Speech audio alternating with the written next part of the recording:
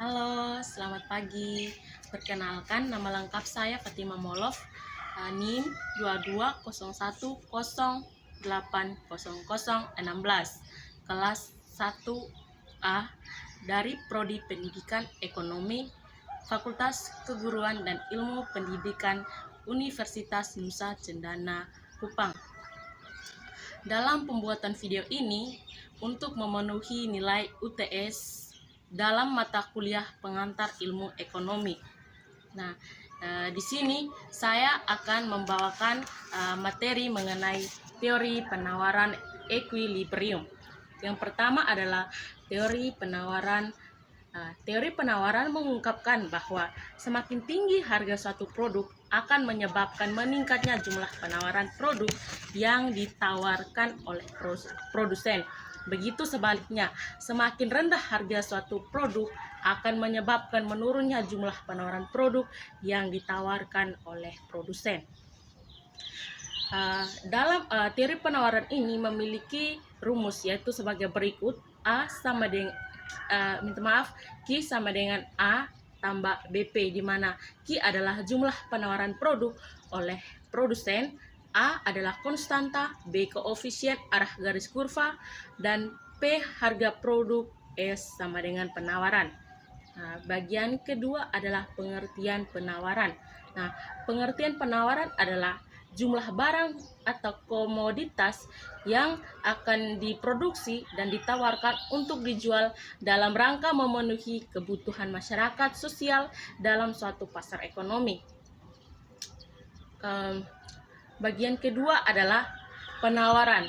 Nah, dalam hukum penawaran, semakin tinggi harga jumlah barang yang ditawarkan, semakin banyak. Begitu sebaliknya juga, semakin rendah harga barang yang ditawarkan oleh produsen, maka jumlah yang ditawar pun akan sedikit juga. Nah, bagian keempat adalah faktor-faktor yang mempengaruhi penawaran. Nah, dalam faktor-faktor yang mempengaruhi penawaran ini dibagi menjadi 7 bagian. Yang pertama itu adalah harga barang itu sendiri. Nah, dalam harga barang itu sendiri, jika harga menurun dari biasanya, maka minat beli konsumen akan meningkat. Yang kedua adalah harga barang yang terkait. Nah, dalam harga barang yang terkait ini maksudnya begini: jika harga satu barang yang posisinya berkaitan erat sekali dan barang tentunya mengalami perubahan harga, maka penawaran akan komoditas atau barang tentu tersebut akan mengalami perubahan juga.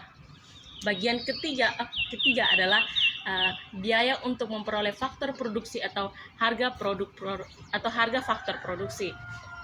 Nah, jika biaya jika biaya operasional dalam faktor produksi bertambah, akan berpengaruh terhadap jumlah serta harga dari penawaran.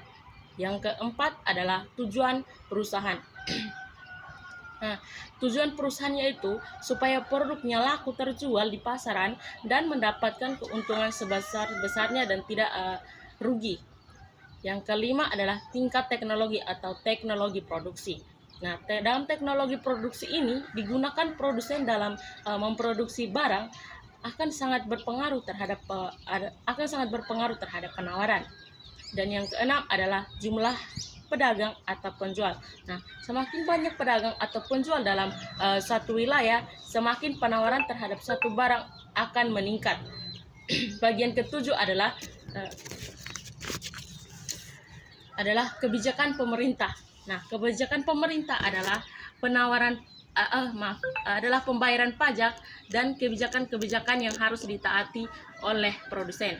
Yang kelima adalah fungsi penawaran. Nah, fungsi penawaran adalah hubungan matematis yang menggambarkan hubungan antara harga barang dan jumlah penawaran produk yang ditawarkan oleh produsen. Nah, fungsi penawaran ini berbentuk persamaan matematika yang memperlihatkan banyak barang yang ditawarkan dengan harga barang tersebut pada suatu waktu. Nah, yang keenam adalah pergeseran kurva penawaran. Kurva penawaran akan mengalami pergeseran tergantung faktor yang mempengaruhinya. Artinya begini, jika harga barang naik, maka jumlah penawaran akan bertambah sehingga kurva bergeser ke arah kanan. Nah, begitu sebaliknya juga. Jika harga barang turun, maka jumlah penawaran akan berkurang sehingga kurva akan bergeser ke arah kiri. Nah, contohnya seperti ini.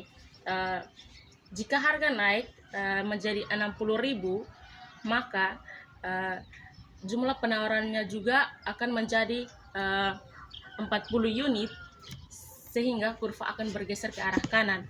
Nah, begitu sebaliknya juga. Jika harga turun menjadi 40.000, maka jumlah penawaran yang ditawarkan oleh produsen akan menjadi 25 unit sehingga kurva tersebut akan bergeser ke arah kiri. Oke, baik. Yang ke bagian ketujuh adalah pengertian equilibrium. Equilibrium adalah keseimbangan jumlah barang atau komoditas yang diminta dengan jumlah barang atau komoditas yang ditawarkan pada suatu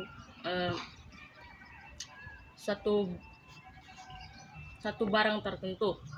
Nah, dalam equilibrium ini dibagi menjadi beberapa sub. Yang pertama itu adalah faktor yang mempengaruhi harga keseimbangan.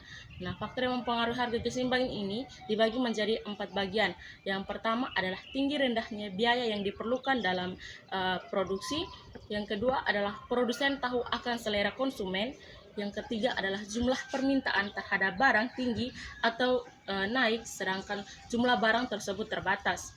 Dan keempat adalah jumlah penawaran bertambah daya beli akan tetapi pembeli tidak berubah. Yang berikutnya adalah fungsi harga keseimbangan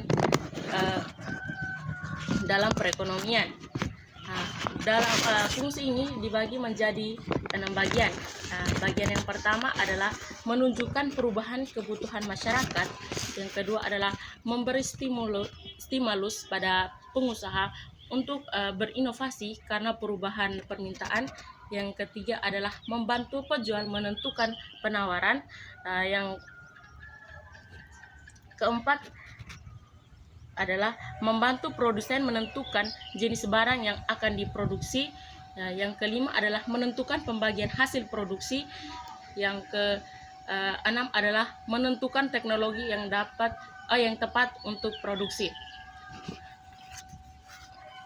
Yang berikutnya adalah proses terbentuknya harga pasar. Nah, proses terbentuknya harga pasar ini dipengaruhi oleh faktor-faktor yang mempengaruhinya, yaitu permintaan dan penawaran.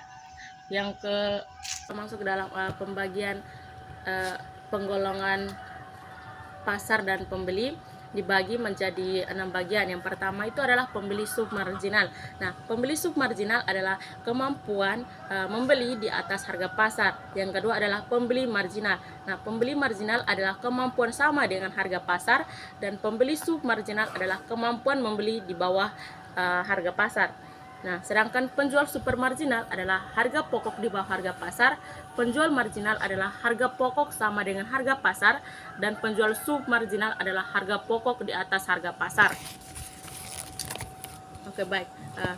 Dari penggolongan data di atas disimpulkan bahwa yang pertama itu terdapat pembeli atau penjual yang memperoleh keuntungan, dan yang kedua adalah terdapat pembeli atau penjual yang menderita kerugian, dan yang ketiga adalah terdapat pembeli atau penjual yang impas atau break even point.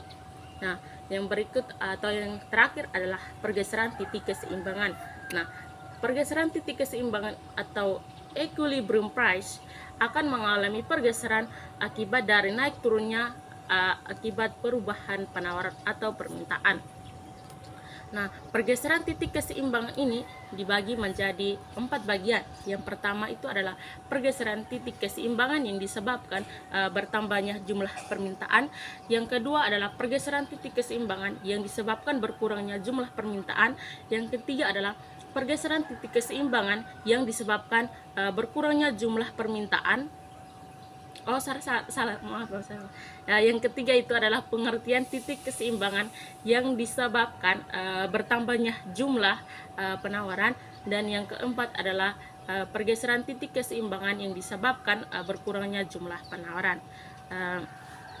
Sekian dari saya, mohon maaf jika ada kesalahan. dalam kata-kata sekian dan terima kasih. Selamat pagi untuk kita semua. Tuhan Yesus memberkati.